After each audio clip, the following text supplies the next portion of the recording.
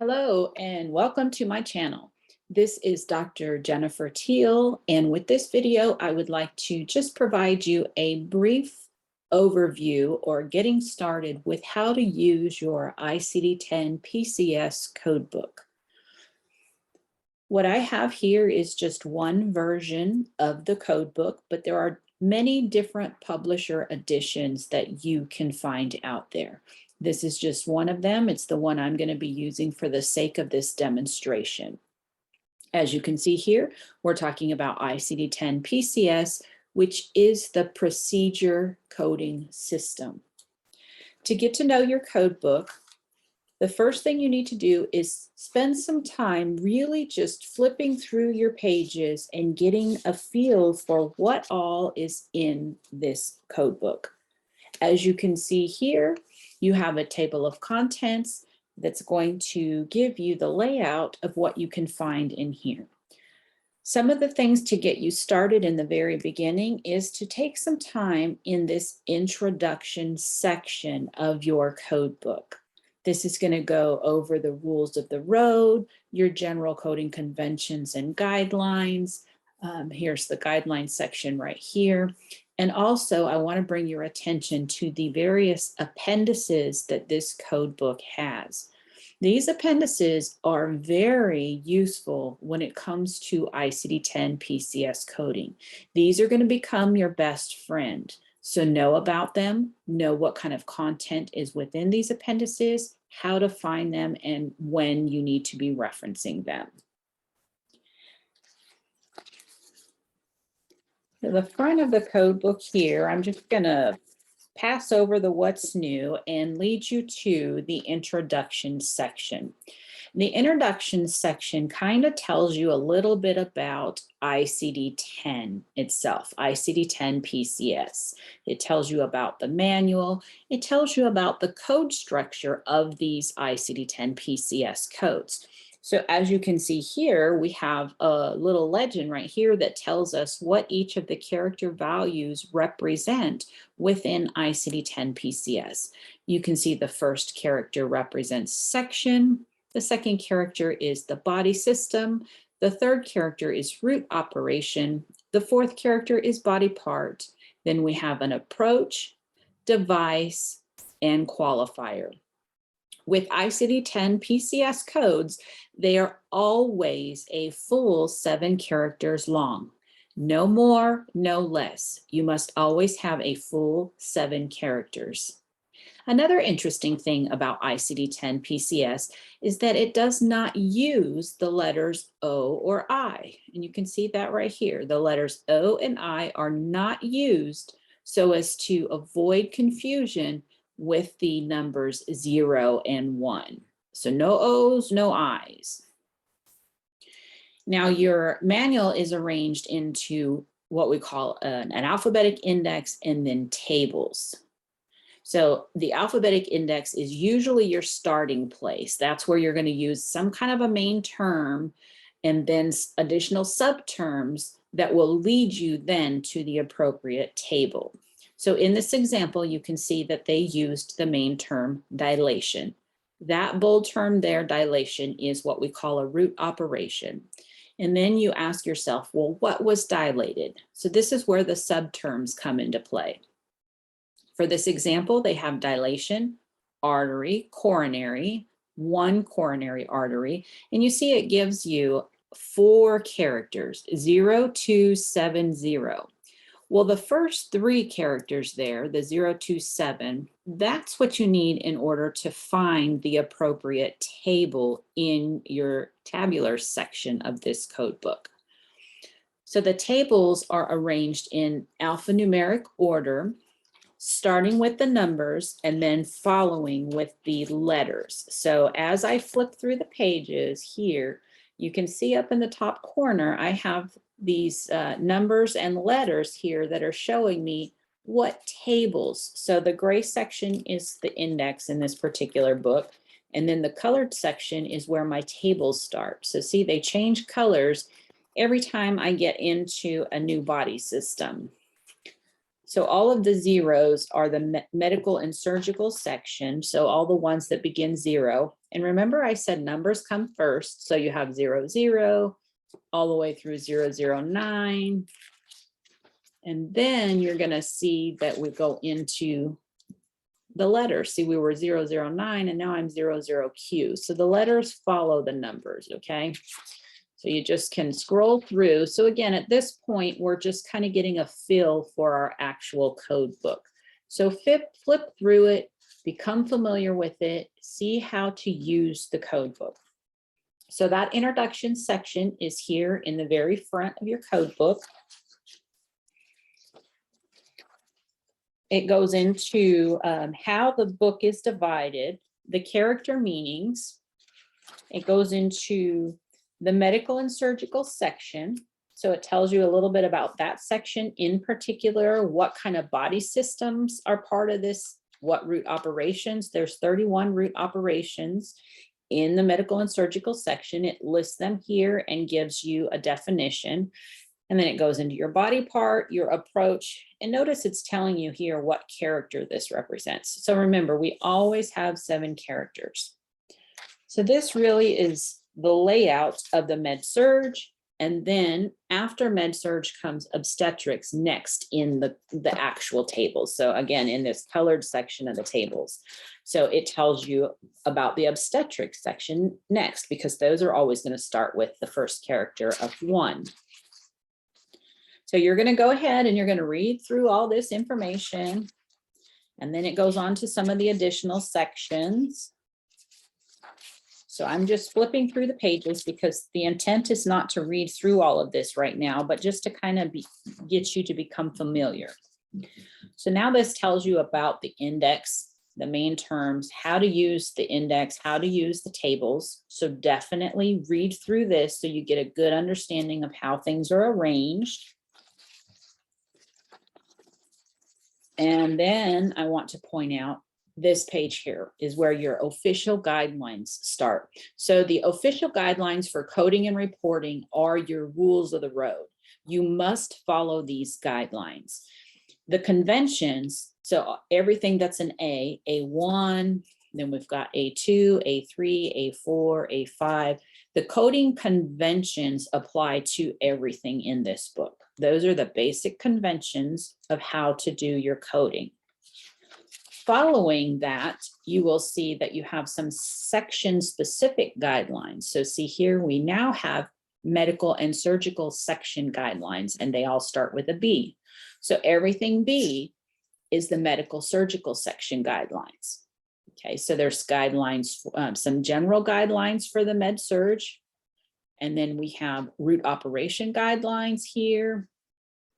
So all your B3 are going to be applicable to your root operations. So you have all these things here: bypass procedures, overlapping body layers, excisions for graft. So these really guide you into complete and accurate coding.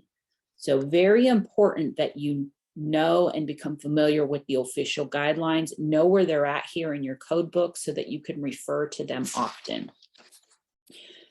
The guidelines are not very many pages long. As you can see, that's the end of them right there. So let me go back to the beginning so you can kind of see this.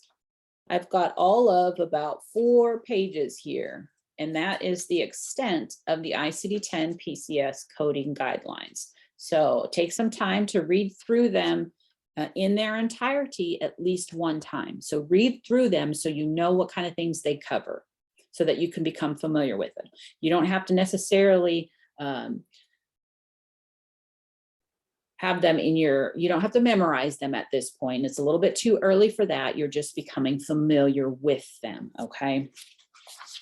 So that's the front section, and then we go right into the index. And remember, I told you the index is, in this particular version of the code book, it's the gray area. And you see it says index along the bar, and it's all alphabetical. Now, when we're in the index, your main terms are always bold and they're flush left. So all these bold ones, those are your main terms. And then use these gray bars here to help guide you to skip through. So when you're looking for something that has a lot of subterms like this one here, alteration, you see all these subterms and they're alphabetical. So it helps you with your eye just to visually skip through without getting lost in all these additional indents and subterms. So if you follow the gray bar, it'll help you just jump from subterm to subterm to subterm until you find what you're looking for. And then when you find the appropriate subterm, you see some of them have additional subterms. Okay, so you need to get to the level where you actually have at least 3 characters or more. So see this level here, it doesn't provide us anything. There's no characters after this one. So that means we need more detail in order to figure out what table we need to be using. So remember, once we have 3 characters or more, we know what table we're looking for. So once you get to the table, see these 4 characters here, I'm going to just flip into any table, and it really doesn't matter which one. This is just for the sake of demonstration, but you can see those first 3 characters are listed here. So that's how you know what table. And again, they're in alphanumeric order. So as you flip the pages, you can see those characters listed at the top of your page. Okay, so they're in alphanumeric order. The index will always give you a minimum of 3 characters because that's what you need for the table to find what table you're looking for. Sometimes it'll give you a 4th character. Sometimes it'll give you 5 characters. Sometimes it'll give you a full 7 characters. So with PCS, you're building your codes is what you're doing. You're making selections for each character value until you get to the full 7 characters. That's what we call building a code. So you're not just looking up codes in ICD-10-PCS, you're actually building them based on the character values and what fits your case scenario. When you're using these tables, just a tip for you, and let me find one that's going to be a good example here. I want to find one where there's a couple different rows. So you can see by these bars. So this is one row. This is one row. This is one row. Okay. When you are building your code, all of your character values for character 4, 5, 6, and 7 must come from within the same row of the table. You must always select from the same row of the table. Okay. So if you're selecting pacemaker, you know, whatever your coding has something to do with a single chamber pacemaker, and you know you need this as your 6th character, you can't come up here and select 0, JH, and then 0 for my 4th character, which is in this row. And then I'm going to come down here and say 0, and then I'm going to select pacemaker, because that's a different row in the table. There's no option for this 0 down here. So I can't mix and match from row to row. It all has to come from the same row. And at the same time, sometimes your same characters for the 4th character will be listed in many different rows. So you just have to make sure that you verify which row do I actually need to be in. And sometimes that will be a process of elimination between what you're going to select for some of these other character values. So that's just a little preview to how to use the code tables. Now, since this is just an introduction video, I'm not going to spend a lot of time in the tables. I'm going to go ahead. We've just done a brief preview on the alphabetic index, a brief preview on using the tables, and now I want to get to beyond the tables where the appendices start. So depending on what publisher version of a code book you are using, the appendices may vary a little bit. Some have more appendices than others. All of them should have an appendix that covers the medical and surgical approaches. So these are your operative approaches. It gives you a description of what the operative approach is, the definition, how that's accessed, and then it provides an example. In this particular publisher version, it is also accompanied by pictures, so you can get a good visual representation of what that particular operative approach is. So that's what I like about this particular publisher version. Following Appendix A, we have Appendix B, which is your root operation definitions. This is just a list of root operations in alphabetical order. Straight alphabetical order for the med-surg section gives you the term, a definition, explanation, and then an example. And then it goes to the next term, definition, explanation, and example. So this is a good suggestion with learning these root operations, because with ICD-10-PCS, the root operations really are the key to being able to start somewhere in the index, to being able to actually look up your code. It's those root operations that are going to give you your starting point. So we often suggest that you make flashcards with these terms on one side and the definition on the other side, so you can start to memorize some of these root operations. So we have the med-surg root operations, and then we have other sections. So that starts with obstetrics. So here's some root operations for obstetrics, placement, administration, and so on. So this is Appendix B. And then for med-surg specifically, because the medical and surgical section of ICD-10-PCS is the largest section of the code book. And so for med-surg root operations specifically, sometimes it's easier to learn them when you group them into equivalent types of procedures. So that's what Appendix C has done. It's taken all of those that were alphabetized in Appendix B, and now it's grouped them into similar types of procedures. So you can see this first grouping is procedures that take out some or all of a body part, and then it covers the particular root operations that do that. And then you have procedures that put in or put back or move some or all of a body part. And then you have that grouping right there. Okay, so this is an easier way to learn the ones that are similar and to really be able to tell the difference between those.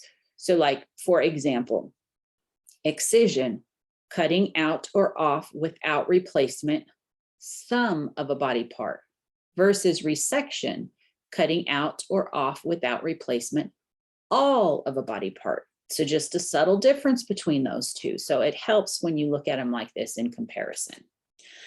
So that's Appendix C. Appendix D has a body part key. And then we have Appendix E. Let me look for the start of Appendix E here. Is your body part definitions. So what this does, it tells you, okay, this is what PCS calls it. This is the term used in PCS, and here's the equivalencies. So you might see this particular, any of these terminologies that are used in the chart would equate to this term in PCS. So that's how you use this appendix. And then we have Appendix F, which is your device classification. So when it comes to coding devices, the device character values, this is a helpful appendix to come to. It gives you the type of device, the definition, and some examples. And then we have some more device appendices here. So this one here gives you what the lay term would be, what it might be in the chart versus what it's called in PCS, what it equates to in PCS, because PCS tends to not necessarily use the names, but like in this case, you can see there's an intraluminal device. And so this particular device equals an intraluminar device when you get into PCS. Some of this will definitely make more sense to you when you're in the coding process. But what I'm trying to get you to understand is these resources are here for you. They serve a purpose. Just understand that they're there and make sure that you know how to use them. And then when you get started coding, you'll be flipping back here and refreshing your memory on these things. So we have Appendix H now. We're in Appendix H, and this is device definitions. So again, it gives you what the PCS terminology is, and then what the definition of that includes. And sometimes it gives you like, here's a list of types right here. So that is the device. This particular book, one thing that I want to point out to you is that it has an Appendix M. Some of them do, some of them don't. But the Appendix M, I like to point everybody to because it has some practice exercises. So as you're trying to develop your coding skills, if you come here, there's a procedure description and you're to code it. Now, I would go ahead and write your answers just on a piece of scratch paper. That way you can come back and do these later and you can keep refreshing and check your work and look for whether or not you've made some improvement. How many did you get correct this time versus last time? So these are just some scenarios for you. These happen to be med-surg.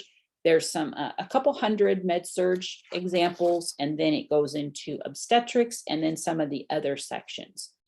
And then when you get past it, there's actually an answer key. So the answer key is here so that you can actually check your own work. So this is a good resource for just some practice exercises. So this is the code book in a nutshell. It was just a brief introduction to your actual ICD-10-PCS code book and how to use that. I hope you found that helpful. If you enjoyed it, make sure you click the like button. Feel free to subscribe to my channel, and I welcome y'all back here as often as you need. Take care, and Dr. Teal out.